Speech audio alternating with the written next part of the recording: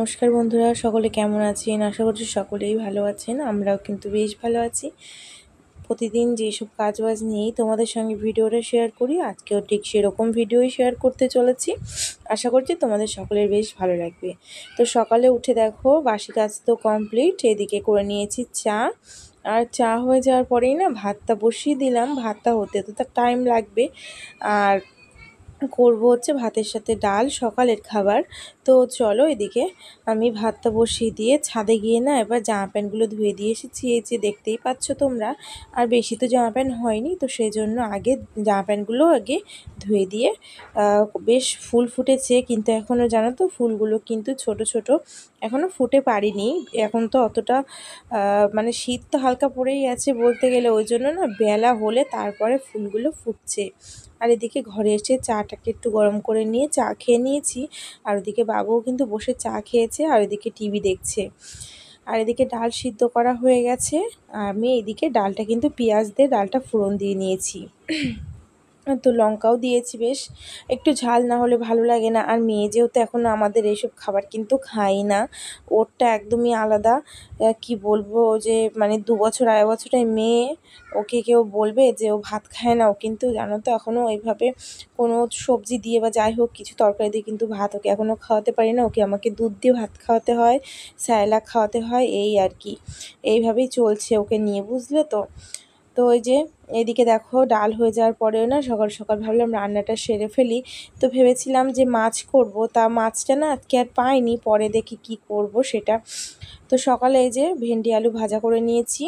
আর একটুখানি দেখো ভালো করে পেঁয়াজ টিয়াজ দিয়ে, কিন্তু রসুন পেঁয়াজ কাঁচা লঙ্কা দিয়ে লাল শাক নিতে বলেছিলাম তোমাদের দাদাভাইকে, সকালবেলায় নিল। তো সেটাই আর কি একটুখানি করে নেব। আজকে না বেশ শাক খেতে ইচ্ছা করছিল, তো তোমার দাদাভাইকে বললাম, তো ও নিয়ে দিয়েছে। তো সেই জন্য আছে শাকটা কিন্তু করছি। তো এই যে ভালো করে এটা ভেজে নিয়ে শাকটা করব। আর আমার মেয়ে তো শাক খেতেই পারে না, ওর ছোটোবেলার থেকেই আর কি শাক খেলে ওর পেটে ব্যথা করে। তো ওদেরকে না ওই জন্য শাকটা দিই না। তো ওই জন্য ওই যে সকালে দেখো কি খাবে, ওটস খাবে। তো এই যে এইভাবে রান্না করে দেবো, একটু জল দিয়ে নুন আর একটু সামান্য চিনি দেবো।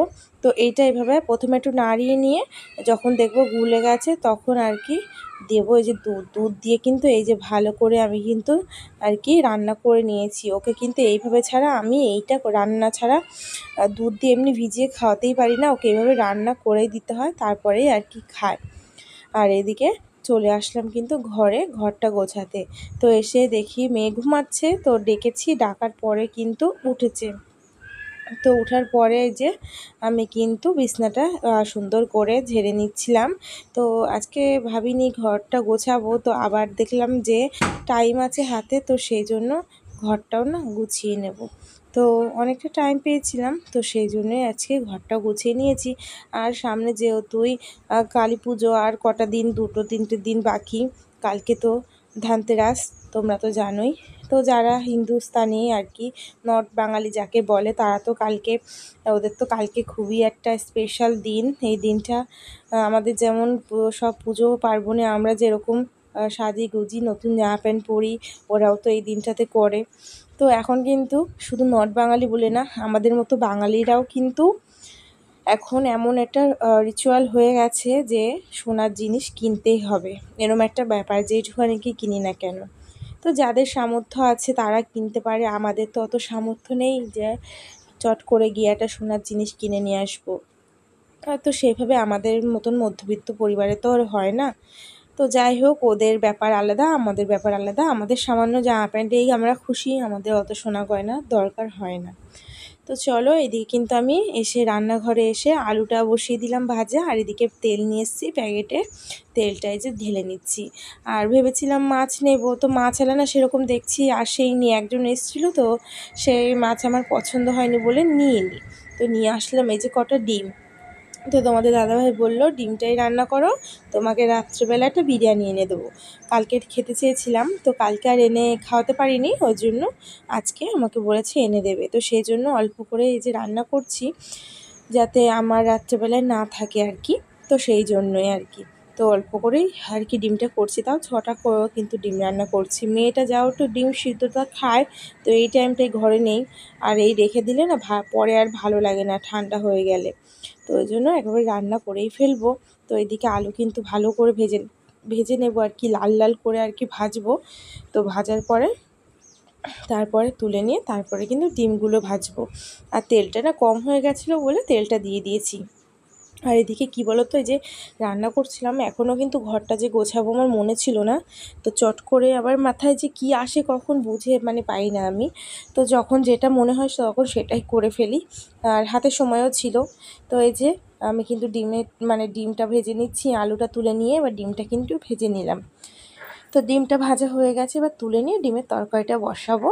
আর ডিমের তরকারিটা বসানোর পরে অনেক কাজ আছে, তো তোমাদের সঙ্গে যেইটুকুনি পারবো ভিডিওর মাধ্যমে তুলে ধরবো। আর দুর্গাপুজোয় তো সেরকম ভিডিও তোমাদের সঙ্গে আমি দিতেই পারিনি, সেভাবে হয়নি।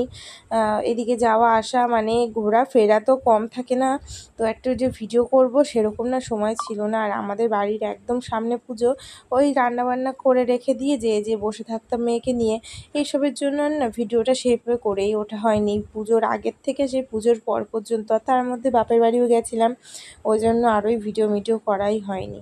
তো চলো এদিকে দেখো আমি কিন্তু মশলা কষিয়ে নিয়েছি ডিম রান্নার জন্য। এদিকে আলুগুলো দিয়ে ভালো করে কষিয়ে নেবো। আর জানো তো আলুগুলো না এত গলছে কি বলবো, পরে ঝোলে দিলেও না ভালো হতো, দেখছি আলু তো একটা ভেঙেই গেছে। এটা চন্দ্রমুখী আলু, ওই জন্য বেশি বেশি গলে যাচ্ছে আর কি। আর ওইদিকে তরকারি কিন্তু আমি জল টল দিয়ে বসিয়ে দিয়ে এসেছি। আর এদিকে বেশি ভিডিও করলাম না, তাহলে এই ভিডিওটা কিন্তু খুব বড় হয়ে যাবে। এই যে জিনিসটা আমার হাত থেকে পড়ে গেল না, আমি না ওটা দীঘার থেকে নিয়ে এসেছিলাম। দীঘায় যখন গেছিলাম আমাদের দুজনের একটা ছবি দিয়ে সেট করা, আর একটা মেয়ের পাখাও আছে এখানে, ছোট পাখা কিনেছিলাম দুর্গাপুজোর সময়। তো যাই হোক, যেটা বলছিলাম, তো এটা আমি দীঘার থেকে নিয়ে এসেছিলাম আমাদের দুজনের ছবি দিয়ে আর কি করে। এটা এখানেও পাওয়া যায়, তো আমি দীঘায় যখন গেছিলাম ভাবলাম যে এখান থেকে একটা জিনিস নিয়ে যায়, যেটা যেটা স্মৃতি হিসাবে আর কি আমার কাছে থাকবে, যে না আমরা দীঘায় গিয়েছিলাম, এটা এনেছিলাম। তো সেই জিনিসটা আজকে আমার হাত থেকে পড়ে গিয়ে ভেঙে গেছে। এতটা কষ্ট হচ্ছে না দেখে কি বলবো। ওখানটা যদি না রেখে আমি নিচটায় খাটের উপরেও রাখতাম জিনিসটা পরিষ্কার করে, তাহলে কিন্তু এরকম হতো না। আর ওটা যে ভেঙে গেছে আমি কিন্তু এই পরিষ্কার করার সময় জানিই না, পরে যখন পরিষ্কার করা হয়ে গেছে তখন আর কি পরে দেখছি আমিও ওইটা ভেঙে গেছে, একটুখানি ভেঙে গেছে। আঠা দিয়ে যদি লাগাই দেখি হয় কি না। আর এদিকে দেখো এই যে এই যেটা দিয়ে আর কি পরিষ্কার করছি, এই লাঠিটা যেটা দেখতে পাচ্ছ পরিষ্কার করা, এটা না দুর্গাপুজোর সময় যখন মার্কেটিং করতে গেছিলাম তখন ওই সামনের উপর দেখি রাস্তার উপর একজন দাঁড়িয়ে বিক্রি করছিল, তো তার কাছ থেকে কিন্তু এটা নিয়ে এসেছি। আর এটার দাম নিয়েছে মাত্র 100 টাকা। তো সেই জন্য অনলাইনে এর দাম বেশি, 150 টাকা 200 টাকা। তো সেই জন্য কিন্তু আমি ওই দাদাভাইটার কাছ থেকে নিয়ে আসলাম। আসার সময় তোমাদের দাদাভাইকে বলেছি যে এটা কিন্তু অনলাইনে দাম বেশি, এটা আমাকে নিয়ে দাও। কি সুন্দর জানো না, একটা ছোট বড় তুমি যেইভাবে করতে চাবে সেইভাবেই কিন্তু করতে পারবে। তো এটা দিয়েই এখন আর পরিষ্কার করছি, খুব ভালো পরিষ্কার হচ্ছে জানো না, ধুলো টুলো আর ঝুল তো যাবেই, আর তার সাথে কিন্তু ধুলোও যাবে। আর এই দিকে দেখো এই পাশটাও বাইরের দিকটাও না একটু পরিষ্কার করে নিচ্ছিলাম, যেহেতু অনেকদিন তো পরিষ্কার করা হয় না। আর টুনি লাইট যেহেতু টুনি লাইট ধরাবো ওই পাশটাতে, তো সেই জন্য যদি একটু ভালো লাগে, ধুলো টুলো থাকলে কীরকম লাগবে ঝুল টুল থাকলে, তো সেই জন্য কিন্তু আমি এইভাবে আর কি পরিষ্কারটা করে নিচ্ছি। আর এইটা কেনার পরে খুবই সুবিধা হয়েছে আমার, ধুলো ঝাড়তেও সুবিধা হয়েছে, আর শোকেস টোকেস পরিষ্কার করতেও সুবিধা হয়েছে। ওটা দিয়ে বেশ ভালো পরিষ্কার করা যায়। আর ছোটো বড়ো তুমি তো যে এরকম করতে চাও, তুমি নিচে দাঁড়িয়েও উপরে আমার ওই অবধি হাত চলে যাবে, এরকম ব্যাপার। এই যে দেখো আমি এখানে দাঁড়িয়ে দাঁড়িয়েও, আগে যেটা কষ্ট হতো একটা চেয়ার নিয়ে করতাম, এখন কিন্তু আমার অতটা কষ্ট হয় না। এরকম এটা ছোট বড় করে নিয়ে কিন্তু আমি কাজগুলো ঠিকভাবে কমপ্লিট করতে পারি। আর টিভিতে গান চালিয়ে দিয়েছি, আমার না গান না চালালে না কাজে না মন বসে না, এনার্জি আসে না, কেন জানি না। আমি সকালে ওই যে মেয়ে উঠবে 10টা-11টার সময়, তখন থেকে যে আমি গান চালাবো, তারপরে কিন্তু গান আমি চালিয়েই রাখবো যতক্ষণ না আমার রান্না বান্না হবে। তো ওই জন্য আর কি। তো এদিকে তো হচ্ছে এই যে খাটটাও ঝেড়ে নিচ্ছিলাম, তো ওইদিকে যা বলছিলাম আর কি। তো এইদিকে পরিষ্কারও করে নিই। আর হচ্ছে গিয়ে খাটটা ওইভাবে ঝাড়তে কিন্তু আমার সুবিধাই হচ্ছে এটা দিয়ে, মানে ধুলো যেটা পড়ে না, তো সেইটা কিন্তু আবার পরিষ্কার করতে খুবই ভালো, মানে অসুবিধা হচ্ছে না এখন আর, খুব ভালোই হচ্ছে। তো একেবারে খাটটা একটু ঝেড়ে নেবো। আর এইভাবে দেখো আমি ঘষে ঘষে কিন্তু পরিষ্কার করে নিচ্ছি। ওর যে গায়ে গায়ে আর কি ধুলোটা লেগে থাকে না, তো সেটাও দেখছি পরিষ্কার হয়ে যাচ্ছে এটা দিয়ে। তো বেশ সুবিধাই হয়েছে এই জিনিসটা কেনার পরে। তো তোমরা যারা যারা এটা কিনতে চাও অবশ্যই তাড়াতাড়ি করে কিনে ফেলো, জিনিসটা কিন্তু খুবই ভালো। আর আমাদের মতো হাউসওয়াইফদের জিনিস, মানে এই যে ঘর ক্লিনিংয়ের জন্য কিন্তু এইসব দরকারি হয় প্রত্যেকটা মানুষের। তো সেই জন্য তাদেরকেই বলছি তারা অবশ্যই এটা কিনতে পারো। আর খুবই ভালো জিনিস, যে খুব হালকা সেরকমও নয়, খুব ভারী সেরকমও নয়, জিনিসটা একদম ঠিকঠাক আছে ঘরটা পরিষ্কার করার জন্য। এইদিকে দেখো আরও বাদবাকি কাজ যেগুলো আছে সেগুলো একে একে সারছি। খাটের তলাটাও কিন্তু আমি আজকে ঝাড় দিয়ে নিয়েছি। আর সামনে আমার মা বাবাও আসবে আমাদের বাড়ি কালী পুজোর সময়। তো এই তো দেখতে দেখতে আর দুদিন পরেই আসবে।